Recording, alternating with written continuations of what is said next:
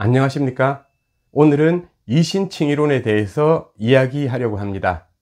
본격적인 이야기에 들어가기 전에 사족으로 한 두 가지 정도 말씀드리겠습니다. 첫 번째 사족, 앞으로 구원론에 대한 영상을 몇 차례 올리려고 합니다. 그런데 기독교 교리책에 나오는 그런 방식을 따르지는 않으려고 합니다. 물론 어느 정도는 교리책의 방식을 따르기도 하겠습니다만 그리스도인들이 관심을 가지고 있는 주제들 혹은 그리스도인들의 신앙생활에 유익이 될 만한 주제들을 중심으로 말씀을 드릴 계획입니다. 예를 들자면 믿음과 행함의 관계는 무엇인가? 구원의 확신이 꼭 필요한가? 죄와의 싸움을 어떻게 해야 하는가? 등등 이와 같은 주제들을 중심으로 해서 이야기를 나누어 보려고 합니다. 그리고 두 번째 사족, 오늘은 기독교 교리의 입장에서 이신칭의론을 다룰 텐데 이것 말고 루터 신학의 핵심으로서 이신칭의론을 다룰 영상을 올리려고 합니다. 이렇게 기독교 교리라는 입장에서 이신칭의론을 다루는 것과 루터 신학의 핵심이라는 입장에서 이신칭의론을 다루는 것은 중복되는 면들도 많겠지만 완전히 같지는 않습니다. 좀 다릅니다. 그러니까 앞으로 루터의 이신칭의론을 다룰 그 영상도 여러분들이 많이 관심을 가져주시기 바랍니다. 그럼 이제 시작하겠습니다. 이신칭의론 할 때 이신칭의는 무슨 뜻일까요? 한자어인데 이신이라는 말은 믿음으로써 라는 뜻이고 칭의라는 말은 의롭다고 불러준다, 의롭다고 칭한다는 뜻입니다. 그래서 이신칭의라는 말은 믿음으로써 의롭다함을 얻는다 라는 의미가 됩니다. 영어로도 마찬가지입니다. 영어로 이신칭의는 justification by faith 입니다. by faith, 믿음으로써 justification, 정당성을 얻는다 혹은 믿음으로써 의롭다함을 얻는다 라는 뜻이 됩니다. 그리스도인들은 믿음으로 구원 얻는다 라는 말을 믿음으로 의롭다함을 얻는다 라는 말보다도 더 많이 쓰는 것 같습니다. 어느 말이 맞죠? 믿음으로 의롭다함을 얻습니까? 아니면 믿음으로 구원을 받습니까? 둘 다 맞습니다. 그리고 이 두 가지 표현 다 성경에 나오는 표현들입니다. 성경을 한번 찾아볼까요? 먼저 믿음으로 의롭다함을 얻는다 라는 말이 나오는 성경 본문부터 살펴보도록 하겠습니다. 믿음으로 의롭다함을 얻는다는 말은 주로 로마서와 갈라디아서에서 집중적으로 많이 나옵니다. 첫 번째로 로마서 1장 17절입니다. 이 로마서 1장 17절 말씀에는 믿음으로 의롭다함을 얻는다는 말은 나오지 않습니다. 복음에 하나님의 의가 나타났다 라는 말씀이 나옵니다. 근데 이 하나님의 의라는 이 용어 자체가 이신칭의와 매우 밀접한 관계가 있습니다. 루터가 하나님의 의라는 말을 연구함으로써 이신칭의론을 수립했기 때문입니다. 두 번째로 로마서 3장 21절에서 28절까지의 말씀이 이신칭의론의 주요 근거가 되는 말씀입니다. 특히 24절을 보시면 은혜로 값없이 의롭다 하심을 받았다고 말씀하고 있고 28절은 믿음으로 의롭다 하심을 얻는다는 말씀이 나옵니다. 셋째, 로마서 4장 5절은 믿음을 의로 여기신다 라고 말씀하고 있습니다. 이 외에도 로마서 5장 1절, 5장 9절, 그리고 갈라디아서 2장 6절, 갈라디아서 3장 24절, 빌립보서 3장 9절 등등의 말씀을 보면 믿음으로 의롭다 하심을 얻는다는 말씀이 나옵니다. 또한 디도서 3장 7절을 보면 은혜를 힘입어 의롭다 하심을 얻는다는 말씀도 나옵니다. 이렇게 믿음으로 의롭다 하심을 받는다는 말씀이 성경에 굉장히 많이 나온다라는 정도로 이해를 해 주시면 좋겠고 관심이 있으신 분들은 이 성경 본문을 하나씩 다 찾아보셔도 괜찮겠습니다. 다음으로 믿음으로 구원받는다라는 말이 성경 어디에 나오는지도 한번 생각해 보겠습니다. 예수님께서는 자기 겉옷을 만진 혈루증을 앓는 여인에게 이렇게 말씀을 했습니다. 내 믿음이 너를 구원하였다. 이 말씀은 마태복음 9장 22절, 마가복음 5장 24절, 그리고 누가복음 8장 48절에 나옵니다. 내 믿음이 너를 구원하였다라는 말씀은 예수님께서 병을 고쳐주시던가 아니면 다른 여러 사람들을 만나서 믿음을 확인하셨을 때 많이 하시던 말씀입니다. 성경 여러 곳에 나옵니다. 또한 사도행전 16장 31절에도 유명한 말씀이 있습니다. 주 예수를 믿으라. 그리하면 너와 내 집이 구원을 얻으리라 라고 말씀합니다. 예수님을 믿으면 구원을 받는다고 말씀합니다. 그리고 또 유명한 에베소서 2장 8절 말씀을 보면 그 은혜에 의하여 믿음으로 말미암아 구원을 받는다는 말씀이 나옵니다. 여기에서도 믿음으로 구원받는다는 말씀이 나오죠. 이 외에도 사도행전 14장 9절을 보면 구원받을 만한 믿음이라고 나오고요. 또 히브리서 10장 39절을 보면 구원에 이르는 믿음이라는 말씀도 나옵니다. 여러분들은 무엇이 더 익숙합니까? 믿음으로 의롭다함을 받는다? 믿음으로 구원을 받는다. 아마도 오직 믿음으로 구원받는다는 말씀이 좀 더 익숙할 것입니다. 그런데 기독교 교리에서는 믿음으로 의롭다 하심을 얻는다, 즉 이신칭이라는 말을 더 많이 씁니다. 왜 그럴까요? 사실은 저도 잘 모릅니다. 다만 짐작을 해볼 수는 있을 것 같습니다. 잠깐 말씀드렸는데 루터는 성경을 공부하다가 로마서 1장 17절에 나오는 하나님의 의라는 말씀, 하나님의 의라는 개념에 꽂히게 됩니다. 이 하나님의 의라는 개념을 열심히 파고들어서 연구를 하고 여기에서 출발해서 이신칭의 교리를 세우게 됩니다. 그렇기 때문에 기독교 교리라는 차원에서는 믿음으로 의롭다 하심을 받는다는 말을 더 많이 쓰는 것이 아닌가라는 추측을 해봅니다. 아무튼 믿음으로 칭의를 얻는다, 믿음으로 구원을 받는다는 말은 둘 다 씁니다. 둘 다 많이 씁니다. 그래서 상호 교환해서 쓸 수 있는 말이기 때문에 어느 것이나 크게 상관은 없다고 생각합니다. 이 칭의의 성격에 대해서 잠시 말씀드리겠습니다. 저번 영상에서 구원이란 무엇인가에 대해서 잠깐 말씀을 드렸죠. 구원이란 천국에 가는 것이고, 구원이란 거듭나는 것이고, 구원이란 하나님의 자녀가 되는 것이다 등등에 대해서 말씀드렸습니다. 그리고 구원은 또 칭의를 받는 것이기도 합니다.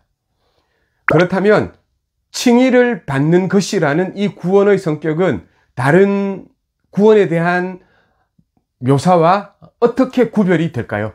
칭의는 무죄 판결을 받았다라는 뜻입니다. 너는 죄가 없어, 너는 무죄야 라고 하나님께서 선언해 주신다는 그런 성격을 가지고 있는 것이 칭의입니다. 그 다음 칭의의 내용에 대해서 한번 알아볼까요? 칭의, 믿음으로 의롭다 하심을 받았다. 이것은 무죄 판결이다.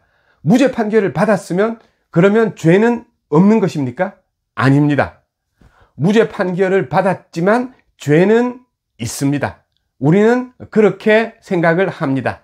그래서 이와 관련한 유명한 말씀이 의인인 동시에 죄인이라는 말씀입니다. 하나님이 보시기에 우리는 의인입니다. 그러나 내가 나 자신을 볼 때 우리는 죄인입니다.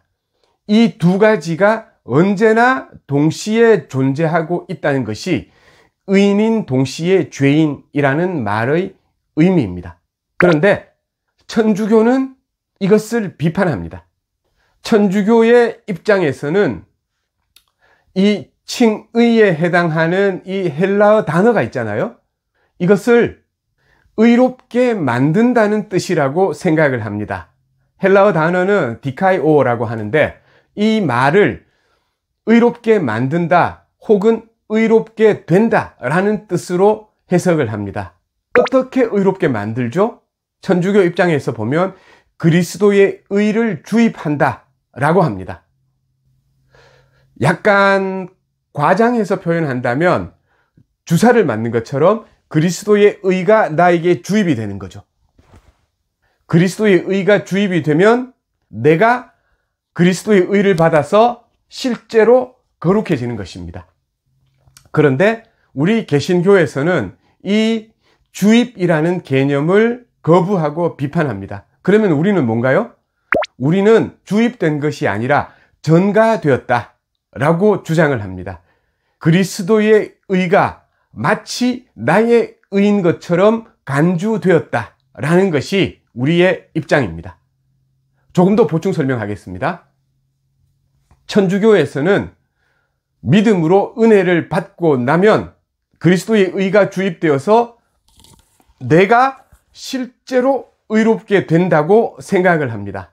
그래서 실제로 의롭게 된 나의 의를 보고 하나님께서 구원해 주신다는 것입니다. 그러나 우리 개신교에서는 우리 인간이 실제로 의롭게 되지는 않은 상태입니다. 실제로 의롭게 되지는 않았지만 그리스도의 십자가의 의를 보고 마치 내가 의인인 것처럼 그렇게 간주해 주신다는 것입니다. 그리스도의 의가 전가됨으로 말미암아 나는 의롭다고 간주되는 것입니다. 칭의는 실제로 의롭게 되는 것이 아닙니다. 언제 의롭게 되느냐? 그것은 성화의 단계에서 실제로 의롭게 되는 일이 일어납니다. 조금 더 논점을 분명하게 해서 기억을 하시면 좀 도움이 되지 않을까 싶습니다.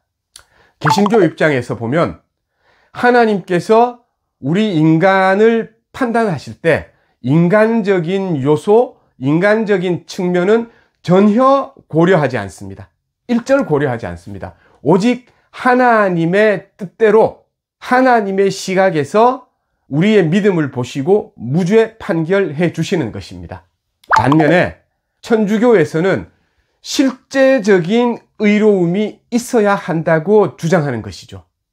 내가 하나도 의롭지 않은데 내 속에 죄만 있는데 하나님께서 의롭다고 판결해 주시는 것은 그 하나님의 판결이 불공평한 판결일 수 있다고 생각하는 거죠.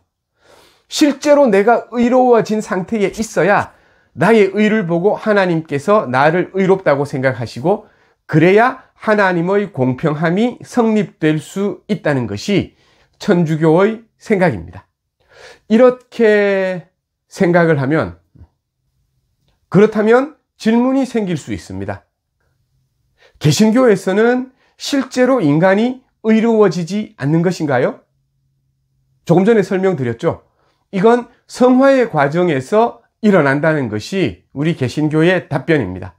처음에는 칭의의 과정에서는 하나도 의롭지 않습니다. 그러나 의롭다함을 받고 난 이후에 우리가 신앙생활을 하면서 우리의 인격과 우리의 마음이 변화되고 점점 선한 삶을 살아가는 과정에서 실제적인 의로움이 우리 속에 생기기 시작한다는 것이 개신교의 입장입니다. 여기까지 하고 약간 신학적인 이야기를 하나 덧붙이겠습니다. 칭의는 어떤 요소로 구성되어 있느냐? 칭의의 구성 요소에 대해서 말씀드리겠습니다. 칭의는 죄 용서와 의의 전가로 구성되어 있습니다. 성경에 그런 것이 있어요? 예, 있습니다. 로마서 3장 24절을 보시면 예수 그리스도 안에 있는 속량으로 말미암아 너희가 의롭다 하심을 얻었다는 내용이 나옵니다. 속량과 의롭다 하심이 연결되는 것이죠.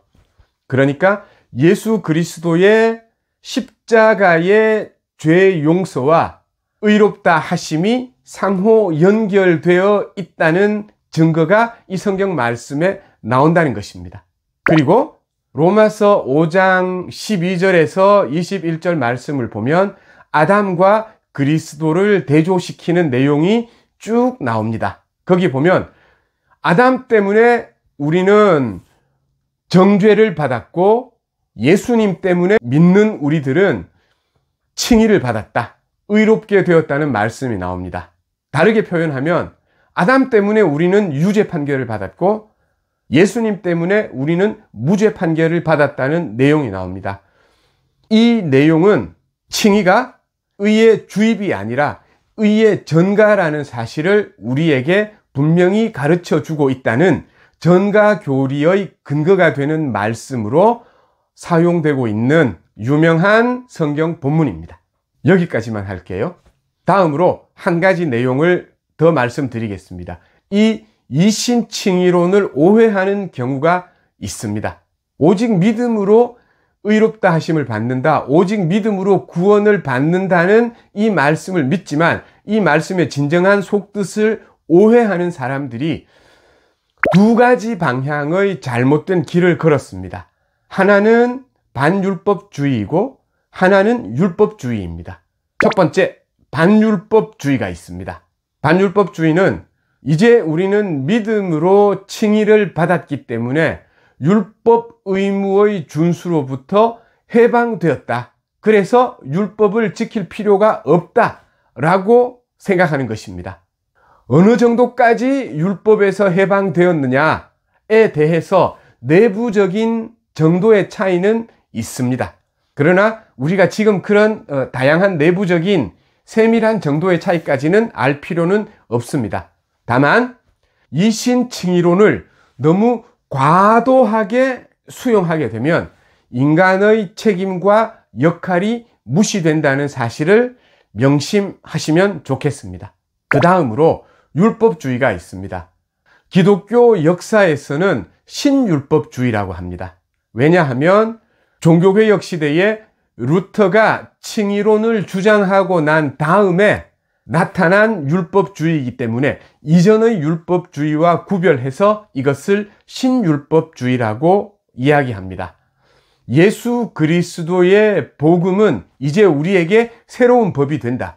예수 그리스도의 복음이 새로운 계명이라는 것입니다. 그래서 우리들은 복음에 순종하는 삶을 살 필요가 있고 이것이 우리 구원의 근거가 된다고 주장하는 것이죠.